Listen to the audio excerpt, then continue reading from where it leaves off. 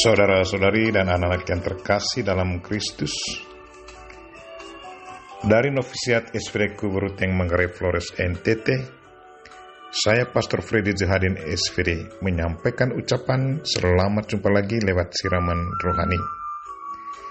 Hari ini Jumat 9 Oktober 2020. Injil hari ini diambil dari Lukas bab 11 ayat 15-26. Kita diingatkan supaya selalu promosikan kebenaran dan berpikir positif. Marilah kita berdoa memohon penerangan Roh Kudus. Dalam nama Bapa dan Putra dan Roh Kudus, amin. Tuhan dan Allah kami, puji dan syukur kami haturkan kepadamu, karena Engkau selalu mencintai kami. Walaupun manusia jatuh dalam dosa, tapi Tuhan selalu mau berbelas kasih kepada kami.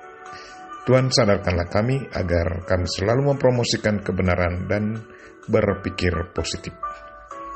Tuhan, utuslah Roh Kudus-Mu, terangilah pikiran dan hati kami, agar sabda-Mu yang akan kami dengar dapat kami pahami dengan baik, dan isi pesan-Mu dapat kami hayati dan amalkan dalam hidup harian kami. Doa ini kami sampaikan dengan perantaran Kristus Tuhan kami. Amin.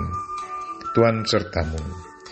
Inilah Injil Yesus Kristus menurut Lukas bab 11 ayat 15-26. Setelah Yesus mengusir setan, ada beberapa orang yang berkata, "Ia mengusir setan dengan kuasa Beelzebul, penghulu setan." Ada pula yang meminta suatu tanda dari surga kepadanya untuk mencobai dia.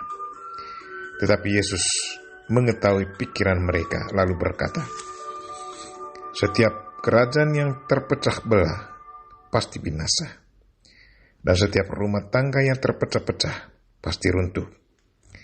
Jikalau iblis itu juga terbagi-bagi dan melawan dirinya sendiri, bagaimanakah kerajaannya dapat bertahan?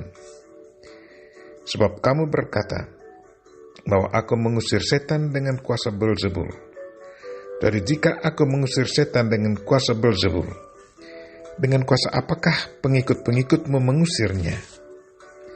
Sebab itu merekalah yang akan menjadi hakimmu.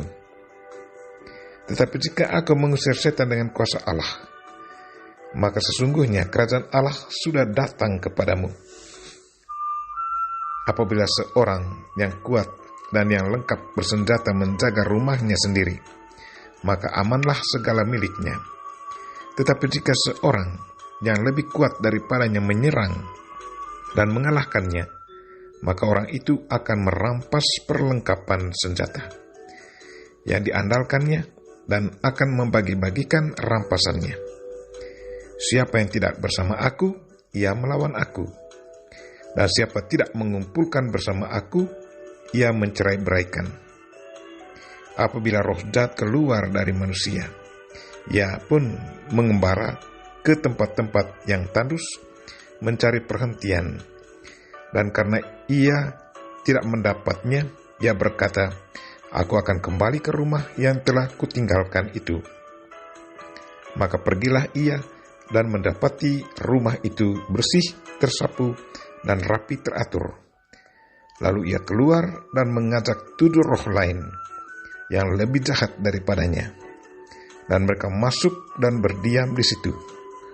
Maka akhirnya keadaan orang itu lebih buruk daripada keadaannya semula. Demikianlah Injil Tuhan. Terpujilah Kristus. Saudara-saudari dan anak-anak yang terkasih dalam Kristus, tema renungan kita hari ini ialah promosikan kebenaran dan berpikir positif. Lewat Injil hari ini kita mendengar bahwa ada orang katakan Yesus mengusir setan dengan kuasa Beelzebul. Satu pernyataan yang sungguh bertentangan dengan hakikat Yesus Kristus.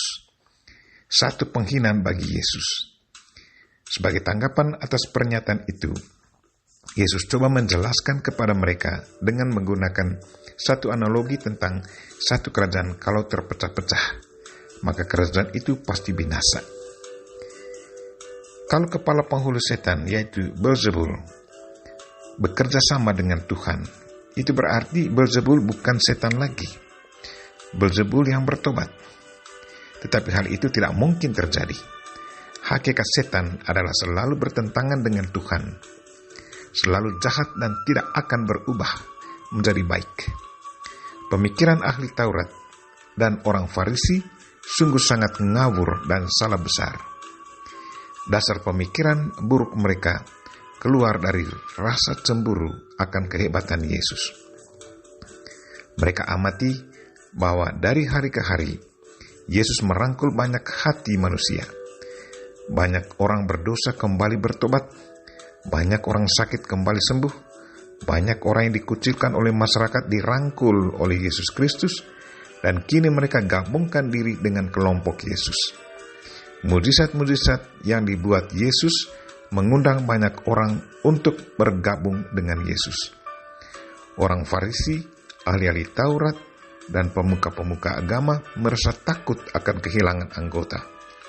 Sadar akan kehebatan Yesus, mereka dengan sengaja mengeluarkan cerita buruk tentang Yesus Kristus di kalangan masyarakat, dengan tujuan mau menjatuhkan Yesus Kristus.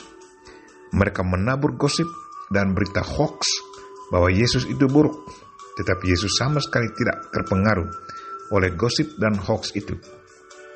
Ia tetap rajin bekerja dan melayani mereka yang membutuhkan. Yesus tetap mempertahankan hakikatnya sebagai Tuhan dan misinya untuk menyelamatkan manusia. Saudara-saudari dan anak-anak yang terkasih dalam Kristus, marilah kita mencek keadaan batin kita masing-masing. Siapakah kita dalam cerita Yesus hari ini? Apakah kita termasuk orang yang suka menabur gosip seperti orang Farisi dan yang mau menjatuhkan orang yang sama sekali tidak bersalah? Atau apakah kita termasuk korban dari kecemburuan sesama kita?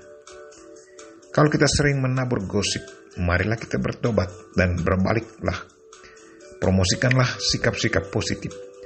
Taburlah benih-benih kebaikan agar pada waktunya kita pun akan memetik buah-buah kebaikan.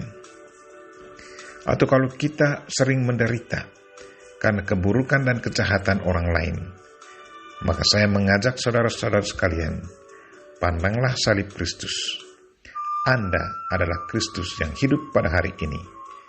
Ingatlah bahwa Kristus sudah menderita dan wafat di kayu salib karena tingkah laku dari mereka-mereka yang cemburu akan kehidupan Yesus Kristus. Tetapi dari salib, Yesus tetap mendoakan mereka. Yesus menganggap bahwa mereka tidak tahu apa yang mereka lakukan. Karena itu Yesus meminta Bapanya, Bapa, ampunilah mereka karena mereka tidak tahu apa yang mereka lakukan. Yesus merasa bahwa orang-orang yang menganiaya dia adalah orang-orang yang sudah dikuasai oleh roh-roh jahat. Tetapi mereka tidak tahu. Yesus meminta Bapanya untuk mengampuni mereka. Katanya dari salib, Bapa, ampunilah mereka karena mereka tidak tahu apa yang mereka lakukan. Ada yang bertobat sesudah Yesus Kristus mati di salib. Semoga ada yang bertobat sesudah kita mendoakan mereka. Kita berdoa, semoga Tuhan membantu kita agar kita selalu berpikir positif akan orang lain. Kita memohon Bunda Maria untuk mendoakan kita. Amin. Tuhan sertamu dan sertamu juga. Semoga Allah yang Maha Kuasa dan Maha Kasih memberkati saudara dan orang-orang yang kita doakan pada hari ini, secara khusus saudara-saudara kita yang lagi sakit. Bapa dan Putra dan Roh Kudus. Amin.